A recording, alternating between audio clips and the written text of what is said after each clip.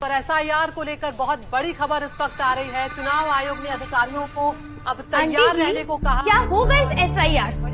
अरे वो वजीरपुर वाली अवैध बस्ती याद है? हाँ कैसे घुसपैठी है, उसमें जमीन कब्जा करके रहने लगे हैं। हाँ आंटी जी, उन्होंने तो फर्जी वोटर कार्ड और कागज पत्र सब तैयार करा लिया है।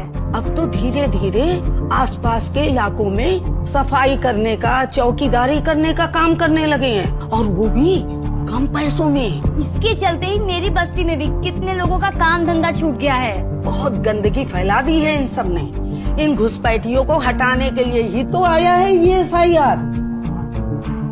समझ गई। जैसे घर के जाले हटाने के लिए ये जरूरी है, वैसे ही सोसाइटी को साफ रखने के लिए ये एसआईआर जरूरी है।